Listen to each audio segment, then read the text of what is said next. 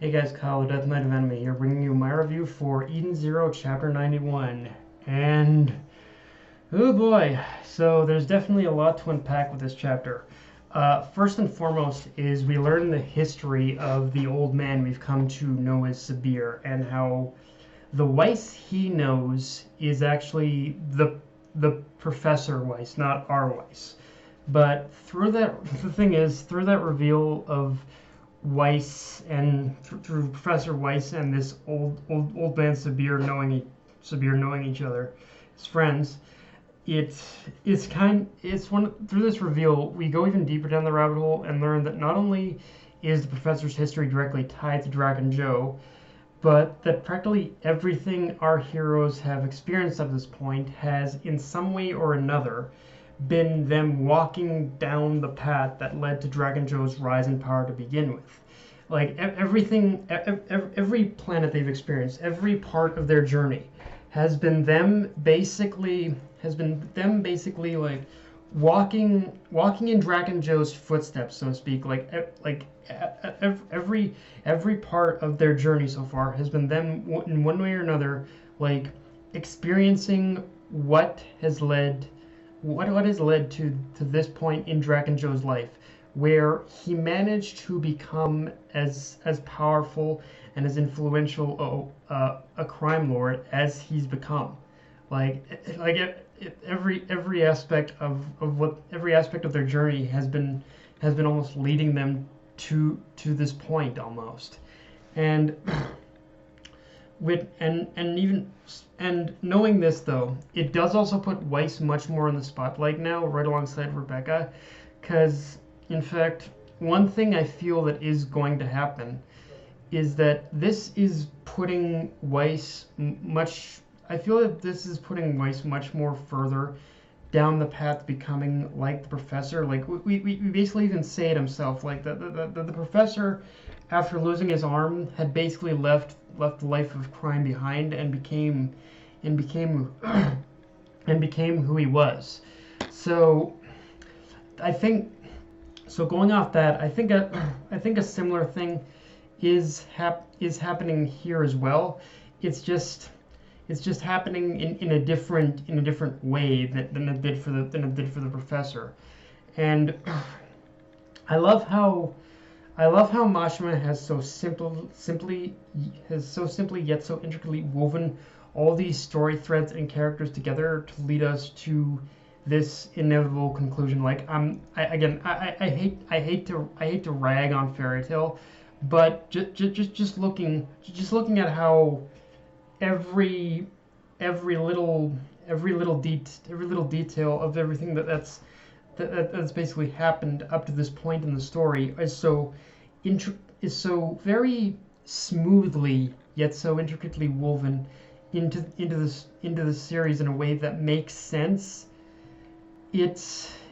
actually kind of brilliantly handled, like, and the way it's kind of, but when it comes to something like this of a mangaka just very subtly and very simply, like, weaving story threads together like this, it really does show that for as much as I may have like and dislike, for as much as there are things that I like and dislike about Fairy Tail, it really does show that Mashima really lost passion for Fairy Tail after a point, whereas with this, you can really tell he's got a lot more passion, a lot more creativity, and a lot more just generally, he's got a lot more general ideas of what he wants to do with this story. Like it's just kind of incredible what he's managed to do just by weaving a couple of small story threads together in order to get us to this major point in the story. The only thing I'm curious about with this, though, is if Mashima is telling us all this as a means if Mashima is telling us all this as a means to say he plans to subvert the Weisz losing his arm, or if it's still going to happen. Because this chapter definitely put an emphasis on how our heroes have had similar but still very different outcomes in their adventures compared to what Professor Weisz had experienced while working with Sabir and Drac and Joe. Like again, like the small details, like with Pino being inside the case, Weisz Jack instead of money, and like honestly, one thing that also needs to happen here is that Professor Weisz himself needs to make a return in order to either give some manner of closure to older Sabir, because even though the old man Sabir had said that that he and Professor Weisz are on good terms, you can still tell that there's an aspect to their relationship that still needs a bit of closure. So I think he needs to return for that, but if that isn't the case, then he kind of also really needs to, Professor Weisz also really needs to make a reappearance, because the thing is, our heroes need to confront the professor at this point, because he's not only failed in order to tell them of his, because by the professor not telling them of his history, it is part of what's caused a lot of their problems to begin with right now, and that also leaves the whole idea open of how much did Professor Weisz know about Rebecca. I mean, we already know of how much like Prince Noah had known about Rebecca, but how much did Professor Weisz know? Does he have anything new to add to this conversation? That's the one thing that's kind of in my mind right now. Like, how much does Professor Weisz know? How much can he add? Because right now, a lot of this chapter does cast a bit of a shadow and a bit of mystery on Professor Weisz, honestly, and it's stuff that needs to be revealed. Like, we've already kind of gotten a lot of the base details of the backstory, but there's like a lot here that needs to be explored, honestly. And let's talk about another big reveal in this chapter, which is that through the reveal of Professor Weisz having previous ties to Drac and Joe, we also learn that Joe was once known as DJ Zombie, and that he has existed for over 200 years. So it's through that alone that we not only get confirmation that the containment unit we saw in acts as a means to offset his old age and offset his old age, but that it's but as well that it's not necessarily a permanent solution either. So which explains why he needs Rebecca's powers. But just the fact that we know this, that the Drac and Joe is more than likely running out of time, it exposes a major weak point that can be exploited, which not only gives our heroes a lot more leverage over Joe, but from here, it's all about knowing what is the perfect time to strike and when he's at his weakest point. Or the other thing, too, is if Shiki is going to do his usual thing of engaging the enemy under pretty much any circumstances, then what Shiki would need to do is engage Jack and Joe long enough in order to run down the clock and keep the fight going for as long as he can, in order for that like key moment in which he can pretty much like in which Drac and Joe's weakness is exposed and he can be dealt with. But like it's one of those things though where no matter what the situation is, this does kind of expose that Drac and Joe is going to have that Drac and Joe does in fact have a weak point. It's just about how it's exploited, how our heroes go about using this knowledge in order to defeat him. And I mean, I don't think they're going to kill Drac and Joe, but at the same time, it does also seem like it's head down that direction, that no matter what happens, Drac and Joe is kind of going to die here.